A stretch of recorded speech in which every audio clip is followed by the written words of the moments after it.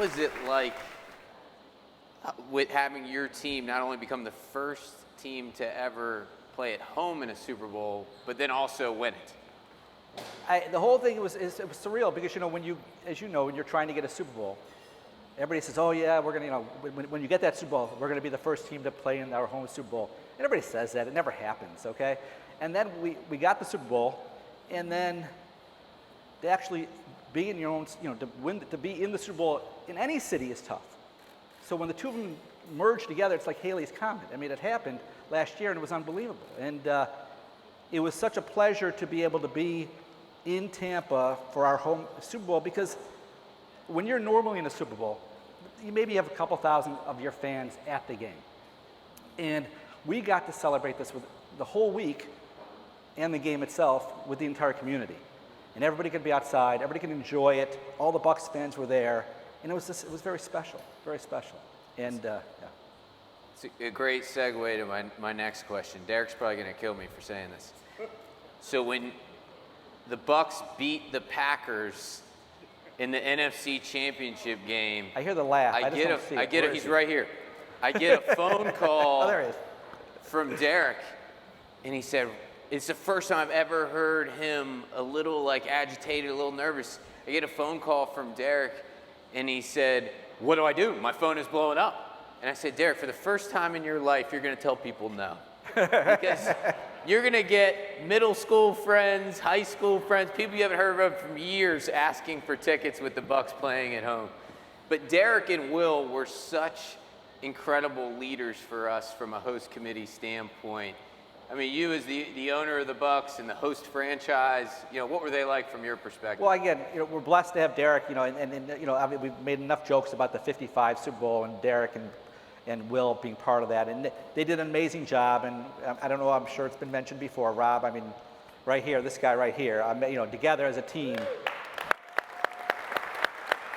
But under the circumstances, under the, all the things that were happening, and, all of the group worked so hard for a number of years planning a Super Bowl, and then it all went sideways in terms of all the event planning, all the things that had to be done. And my hat's off to everybody that was involved, and they did an unbelievable job. And you were all part of it. This whole community got to enjoy it, their hard work, and it was just so thrilled.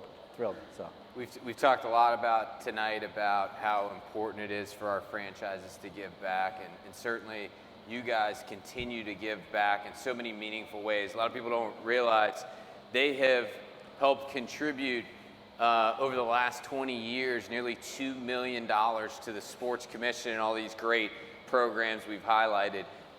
Why is it so important for your family to give back to the community? I think it's important for everybody to give back. I think everybody can do it what's comfortable at their levels. And so, we own a professional sports franchise here. We have a lot of people coming to the games and a lot of fans, and it's important for us to do our part. And it's not only that we should do it, we want to do it. And so we're just very proud of the things we've been able to accomplish between the Vision Foundation and the Children's Museum and the things we do with the Bucs, whether it be social justice, gender equality, youth athletics, all the things we do.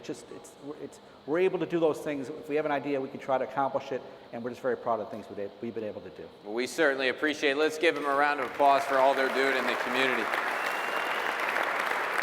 Now, I know every team has their own identity. We know what last year's team's identity was and what the end result was.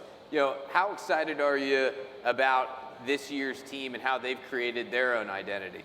It's when you win the Super Bowl, you go from the hunter to the hunted. You're the hunted. And so at that point, every team is playing their best against you. It's their Super Bowl each year. You saw that last week.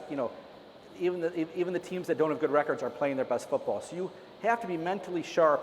And our team that's what, a credit to this year's team to be where we are at this point in the year and have the record we have. And that's hard because there's always that little, every team that wins says they're going back, they're going to win again. And you've got to be mentally sharp. You can't even drop 5%. And this team and Tom and the entire team have just worked very hard to get us in a position to get there again. Lord knows we're pulling for you hard. Last question. Bryan, we're about to announce and honor our final signature award winner of the night with Coach Dungy. He's going to win the Leroy Selman Lifetime Achievement Award. Any thoughts from your perspective on just what Coach Dungy has meant to our community? Well, you know, Tony, he changed the franchise. He changed the image of the Tampa Bay Buccaneers, not just locally, but across America. And when Tony and Lauren and the entire family came here, he just brought a stability. He brought a calmness, he showed us the way of winning.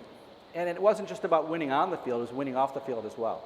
And Tony and this entire family, I was much younger back then. I learned so much from them, and it was a special time. And Tony and my father had a fantastic relationship, a special relationship, and so I'm just so pleased for him tonight.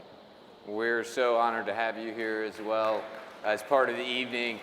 Thanks so much for all you're doing. Let's give Bryan Glazer a round of applause.